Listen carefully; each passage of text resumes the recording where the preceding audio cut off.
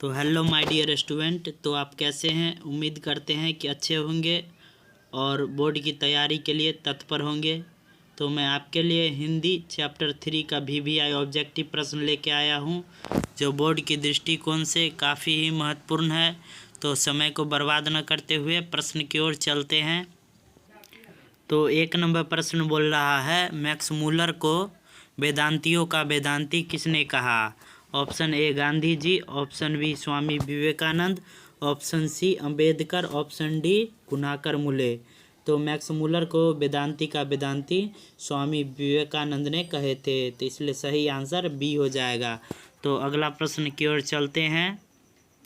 तो 2 नंबर प्रश्न बोल रहा है, दारिश नामक सोने के घड़े से भरा घड़ा किसे मिला था। Option A Haeckel, option B हर्क्स, option C Warren Hastings, option D William Jones. तो दारिश नामक सोने से भरा जो है घड़ा जो वारेन हेसिंगटस को मिला था, तो इसलिए सही आंसर सी हो जाएगा। तो अगला प्रश्न की ओर चलते हैं। तो 3 नंबर प्रश्न बोल रहा है, मेघदूत नामक पुस्तक का अनुवाद मैक्स मूलर में किस भाषा में किया। ऑप्शन ए ग्रीक में, ऑप्शन बी लैटिन में, ऑप्शन सी हिंदी में, ऑप्शन डी जर्मन में।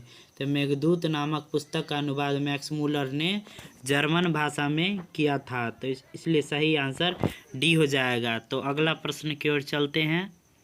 तो 4 नंबर प्रश्न बोल रहा है, संस्कृत भाषा और यूरोपियन भाषा का तुलनात्मक व्याख्यान किसने दिया।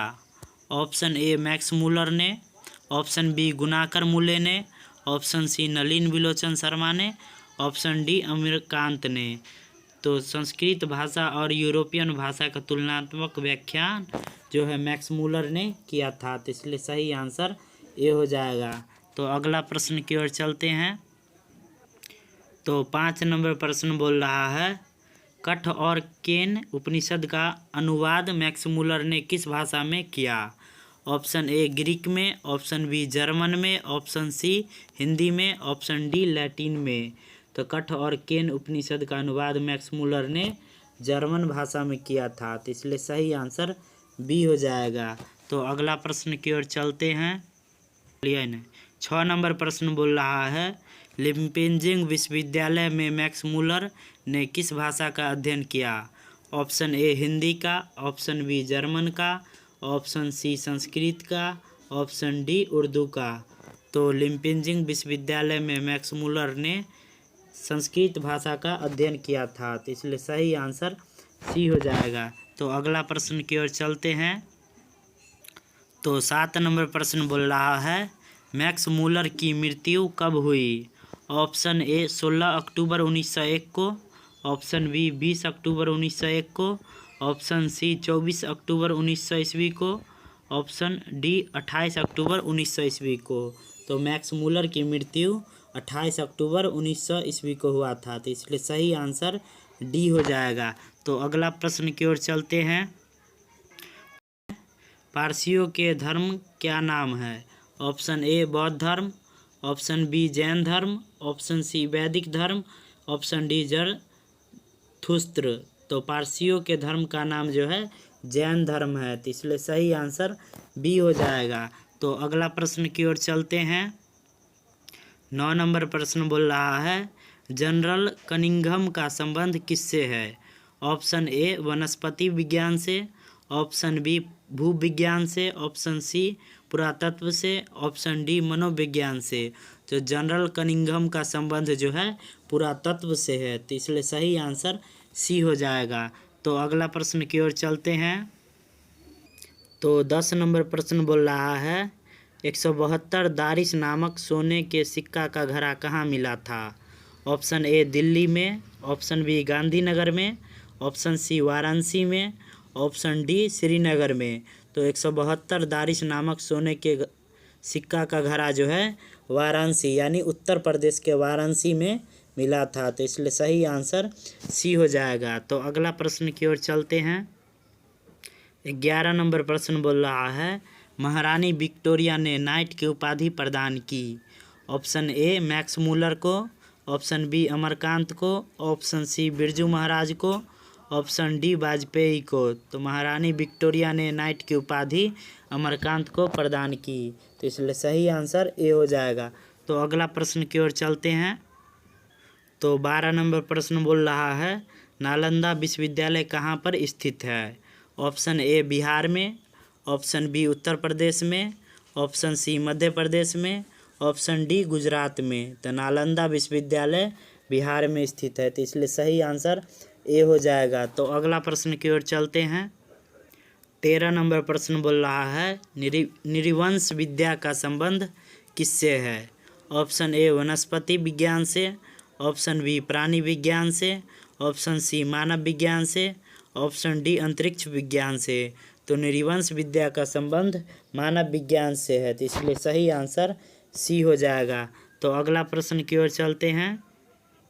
14 नंबर प्रश्न बोल रहा है दारिश क्या है। ऑप्शन ए चांदी का प्राचीन कालीन सिक्का, ऑप्शन बी सोने की प्राचीन कालीन सिक्का, ऑप्शन सी एक देवता, ऑप्शन डी एक धार्मिक ग्रंथ। तो दारिश जो है एक सोने की प्राचीन कालीन सिक्का है, तो इसका सही आंसर बी हो जाएगा। तो अगला प्रश्न की ओर चलते हैं। तो 15 नंबर प्रश्न बोल रहा है मैक्स मूलर का जन्म कब हुआ। ऑप्शन ए 6 सितंबर 1823 को, ऑप्शन बी 6 अक्टूबर 1823 को, ऑप्शन सी 6 नवंबर 1823 को, ऑप्शन डी 6 दिसंबर 1823 को। तो मैक्स मूलर का जन्म जो है जर्मनी के डेसाउ में 6 दिसंबर 1827 ईस्वी को हुआ था, इसलिए सही आंसर इसका डी हो जाएगा। तो अगला प्रश्न की ओर चलते हैं। तो 16 नंबर प्रश्न बोल रहा है प्लेटो का संबंध किस देश से है। ऑप्शन ए इटली से, ऑप्शन बी स्पेन से, ऑप्शन सी भारत से, ऑप्शन डी यूनान से। तो प्लेटो का संबंध जो है यूनान देश से है, तो इसलिए सही आंसर डी हो जाएगा। तो अगला प्रश्न की ओर चलते हैं। तो 17 नंबर प्रश्न बोल रहा है भारत से हम क्या सीखे के रचनाकार कौन है। Option A Vivekananda, option B Max Muller, option C Rabindranath Thakur, option D Dayanand Saraswati. तो भारत से हम क्या सीखे के रचनाकार यानी लेखक मैक्स मूलर है, तो इसलिए सही आंसर बी हो जाएगा। तो अगला प्रश्न की ओर चलते हैं। तो 18 नंबर प्रश्न बोल रहा है शाहनामा का रचनाकाल है। ऑप्शन ए 7वीं से 8वीं सदी, ऑप्शन बी 10वीं से 11वीं सदी, ऑप्शन सी 4वीं से 5वीं सदी, ऑप्शन डी 5वीं से 6वीं सदी। तो शाहनामा का रचनाकाल जो है 10वीं से 11वीं सदी है, तो इसलिए सही आंसर बी हो जाएगा। तो अगला प्रश्न की ओर चलते हैं। तो 19 नंबर प्रश्न बोल रहा है संस्कृत का अग्नि शब्द लैटिन में किस रूप में मिलता है।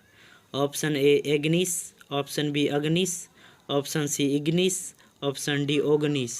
तो संस्कृत का अग्नि शब्द जो है लैटिन में इग्निस शब्द के रूप में मिलता है, तो इसलिए सही आंसर सी हो जाएगा। तो अगला प्रश्न की ओर चलते हैं। तो 20 नंबर प्रश्न बोल रहा है हर्क्स थे। ऑप्शन ए वनस्पति वैज्ञानिक, ऑप्शन बी भूगर्भ शास्त्री, ऑप्शन सी प्राणी वैज्ञानिक, ऑप्शन डी पुरातत्वविद। तो हर्क्स जो थे एक वनस्पति वैज्ञानिक थे, तो इसलिए सही आंसर ए हो जाएगा। तो अगला प्रश्न की ओर चलते हैं। तो 21 नंबर प्रश्न बोल रहा है सर विलियम जोन ने भारत की यात्रा कब की थी। ऑप्शन ए 1957 ईस्वी में, ऑप्शन बी 1750 ईस्वी में, ऑप्शन सी 1790 ईस्वी में, ऑप्शन डी 1783 ईस्वी में। तो सर विलियम जोन ने भारत की यात्रा तो 1783 ईस्वी में किए थे। तो सर विलियम जोन ने भारत की यात्रा 1783 में किए थे, इसलिए सही आंसर डी हो जाएगा। तो अगला प्रश्न की ओर चलते हैं। तो 22 नंबर प्रश्न बोल रहा है मुंडा किस देश की जाति है। Option A Mongol, option B चीन, option C Multan, option D Bharat. तो मुंडा जो है भारत देश की एक जाति है, तो इसलिए सही आंसर डी हो जाएगा। तो अगला प्रश्न की ओर चलते हैं। तो 23 नंबर प्रश्न बोल रहा है भारत से हम क्या सीखे पाठ में नए सिकंदर विशेषण किसके लिए प्रयुक्त हुआ है। ऑप्शन ए भारत के वीरों के लिए, ऑप्शन बी यूरोप के वीरों के लिए, ऑप्शन सी युवा अंग्रेज अधिकारियों के लिए, ऑप्शन डी उपयुक्त में से कोई नहीं। तो भारत से हम क्या सीखे पाठ में, नए सिकंदर जो है युवा अंग्रेज अधिकारियों के लिए प्रयुक्त किया गया है, तो इसलिए सही आंसर सी हो जाएगा। तो अगला प्रश्न की ओर चलते हैं। तो 24 नंबर प्रश्न बोल रहा है भारत कहाँ बसता है। ऑप्शन ए दिल्ली के पास, ऑप्शन बी मुंबई में, ऑप्शन सी शहरों में, ऑप्शन डी गाँव में। तो भारत जो है गाँव में बसता है, तो इसलिए सही आंसर इसका डी हो जाएगा। तो अगला प्रश्न की ओर चलते हैं। तो 25 नंबर प्रश्न बोल रहा है मैक्स मूलर का जन्म कहाँ हुआ।